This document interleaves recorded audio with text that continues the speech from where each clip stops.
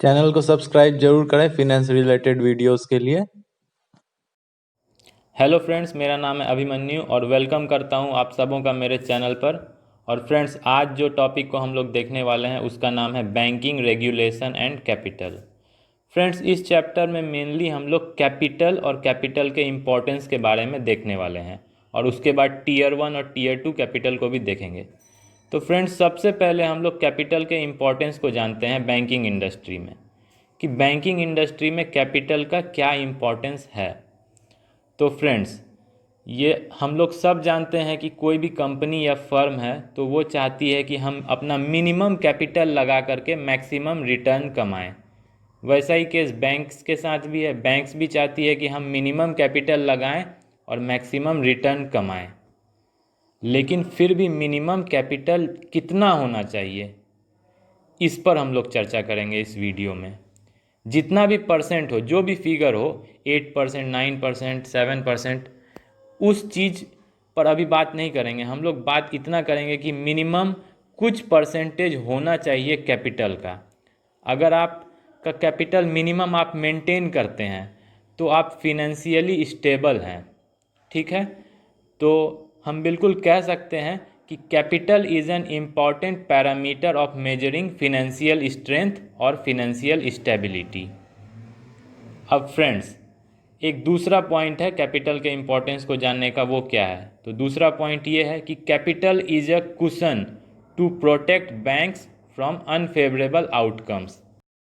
इन सब बातों को अब हम एक एग्जाम्पल के साथ समझते हैं। फ्रेंड्स, एक हाइपोथेटिकल केस इमेजिन करते हैं कि हम लोग जिस एरिया में रह रहे हैं वहाँ फ्लड आने वाला है, बाढ़ आने वाला है। अब क्योंकि बाढ़ आने वाला है तो हम लोगों को काफ़ी सारा अनाज अपने घर में रखना होगा पहले से, क्योंकि बाढ़ आएगा तो हम लोग घर से बाहर नहीं निकल सकते हैं, खाने की कमी हो जाएगी, तो हम लोग को बफर स्टॉक हमारे घर में रखना होगा। तो अब बाढ़ आ गया है, हम लोग घर से बाहर नहीं निकल सकते हैं, लेकिन हमने अपने घर में इतना पर्याप्त मिनिमम इतना सामान रख लिया है कि हम लोगों को भूख से मरना नहीं होगा। तो हम लोग क्या देखते हैं कि हमने अपने पास फूड्स का बफर रखा हुआ है, फूड का, तो उस बफर से हमारा काम चल गया। ठीक ठीक यही सिचुएशन बैंक्स के साथ भी है। तो अगर हम लोग मिनिमम कैपिटल अगर बैंक्स में मेंटेन करते हैं, इसको आप बफर के रूप में मान लीजिए, मिनिमम कैपिटल अगर बैंक में मेंटेन करते हैं तो कभी भी बैंक में किसी अनफेवरेबल कंडीशन आने के कारण बैंक कोलैप्स नहीं होगा।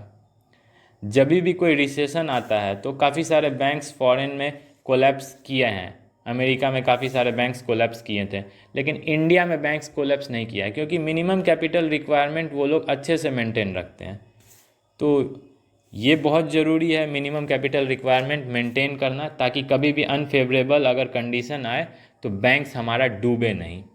अब देखिए, दूसरा इसका क्या इम्पोर्टेंस होता है कि बैंक से जितने भी लोग जुड़े हुए हैं, भले ही वो बैंक के वेंडर हों, बैंक के डिपॉजिटर्स हों या बैंक में इन्वेस्टमेंट करने वाले लोग हों, उनको एक फील गुड आएगा कि चलिए हमारा बैंक एक मिनिमम कैपिटल मेंटेन कर रहा है, तो हमारा बैंक कभी भी डूबेगा नहीं। हमारे बैंक के पास इतना फिनेंशियल स्ट्रेंथ है कि कभी भी अनफेवरेबल कंडीशन अगर आया, कोई भी क्राइसिस आया, तो बैंक उसे आराम से झेल सकता है, किसी भी टाइप के फिनेंशियल शॉक या झटके को झेल सकता है, क्योंकि एक हेल्दी मिनिमम कैपिटल बैंक्स ने मेंटेन किया हुआ है। तो भले ही वो डिपॉजिटर हो या इन्वेस्टर हो, वो फील गुड करेगा और इससे हमारा बैंक का स्टॉक मार्केट में जो वैल्यू है, जो प्राइस है, वो भी अच्छा खासा मेंटेन रहेगा। तो फ्रेंड्स, आपने देखा कि किस तरह से बैंक्स को मिनिमम कैपिटल मेंटेन करना क्यों ज़रूरी होता है। तो कैपिटल का इम्पोर्टेंस हम लोगों ने देख। फ्रेंड्स, अब हम लोग द 1988 BIS अकॉर्ड के बारे में बात करने वाले हैं। BIS का फुल फॉर्म है बैंक फॉर इंटरनेशनल सेटलमेंट्स। तो फ्रेंड्स, अब जो हम लोग कैपिटल या मिनिमम कैपिटल रिक्वायरमेंट की जो बात कर रहे थे, तो अब हम लोग ये जानेंगे कि कोई स्टैंडर्ड फ्रेमवर्क ग्लोबली या वर्ल्ड लेवल पर कब आया कि भाई कितना मिनिमम कैपिटल मेंटेन करना है किसी भी बैंक में, या कितना कैपिटल एडेक्वेसी होना चाहिए। तो फ्रेंड्स, ये ईयर था 1988। 1988 में 12 देशों के सेंट्रल बैंक्स ने एक मीटिंग की थी BIS में। और ये मीटिंग हुई थी बेसल में, जो कि स्विट्ज़रलैंड में है। स्विट्ज़रलैंड में एक जगह है बेसल, जहाँ पर 12 देश के सेंट्रल बैंक्स ने मीटिंग किया था, और इसीलिए इसे बेसल कमेटी भी कहा जाता है।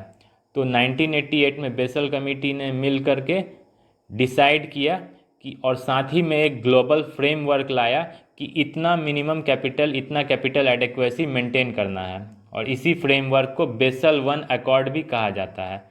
क्योंकि ये पहली बार कोई बेसल का अकॉर्ड आया था, तो इसलिए बेसल वन अकॉर्ड इसे कहा जाता है। फ्रेंड्स, अब हम लोग CRAR के बारे में पढ़ने वाले हैं।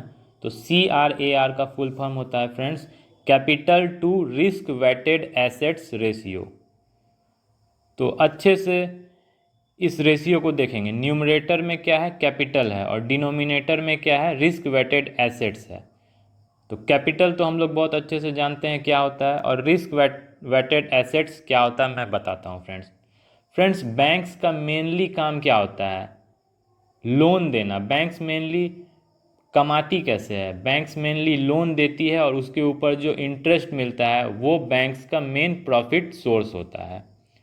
तो और जाहिर सी बात है कि बैंक्स जो लोन देती है वो बैंक्स के लिए एसेट्स होती है। तो अब इस रेशियो को अच्छे से देखेंगे, CRAR रेशियो को। न्यूमरेटर में कैपिटल है और डिनोमिनेटर में टोटल एसेट्स है। मतलब टोटल एसेट्स का वैल्यू, बैंक ने जितना भी लोन दिया है, सिंपल भाषा में समझेंगे, बैंक्स ने जितना भी लोन दिया है उसका वैल्यू आएगा डिनोमिनेटर में, और न्यूमरेटर में कैपिटल, जो बैंक्स के पास जितना भी कैपिटल है, अमाउंट है, उसका वैल्यू आएगा। तो ये CRAR रेशियो मिनिमम कितना होना चाहिए, तो यही फ्रेंड्स 1988 में जो बेसल वन अकॉर्ड आया था, उसमें जो बेंचमार्क सेट किया गया कैपिटल एडेक्वेसी का या CRAR का, वो था 8%, 8% फ्रेंड्स। तो मिनिमम 8% कैपिटल होना चाहिए। बैंक्स जितना भी लोन देती है, सिंपल भाषा में ऐसे समझेंगे कि बैंक्स जितने रुपये का भी लोन दे रही है, उसका लोन क्रेडिट पोर्टफोलियो जितने का भी है, उसका 8% कैपिटल के रूप में बैंक्स के पास मेंटेन होना चाहिए, ताकि बैंक फिनेंशियली स्टेबल और फिनेंशियली स्ट्रांग रहे, और किसी भी तरह के फिनेंशियल शॉक और झटके को बैंक झेल पाए। और यही जो 8% है, ये इंटरनेशनल बैंक्स के लिए है, लेकिन इंडिया में मिनिमम 9% आपको मेंटेन रखना है। तो फ्रेंड्स, CRAR रेशियो को कुकी रेशियो भी कहते हैं, COOKIE, कुकी रेशियो। फ्रेंड्स, तो बैंकिंग रेगुलेशन एंड कैपिटल के चैप्टर को हम लोग 2 पार्ट में करेंगे, 2 वीडियोस में। क्योंकि अब मेरा वीडियो लंबा हो रहा है थोड़ा सा, तो मैं इस वीडियो को यहीं पर स्टॉप करूंगा, और अगला वीडियो जो मैं बनाऊंगा पार्ट 2, उसमें हम लोग कंपोनेंट्स ऑफ कैपिटल के बारे में देखेंगे, जिसमें कि टीयर 1 और टीयर 2 कैपिटल को डिटेल्स में देखेंगे। कौन कौन से कैपिटल टीयर 1 में आते हैं और कौन से कैपिटल टीयर 2 में आते हैं, ये हम लोग नेक्स्ट पार्ट ऑफ वीडियो में देखेंगे। ठीक है फ्रेंड्स, तो उम्मीद करता हूँ ये वीडियो आप लोगों को पसंद आया होगा। तो जिनको भी पसंद आया है वो लाइक करें, सब्सक्राइब करें, जिनको पसंद नहीं आया वो बेशक डिसलाइक करें। तो फ्रेंड्स, मेरा अगला पार्ट वीडियो का ज़रूर देखिएगा, ताकि आप लोगों को कंपोनेंट्स ऑफ कैपिटल के बारे में पूरी जानकारी मिल सके। Thank you friends.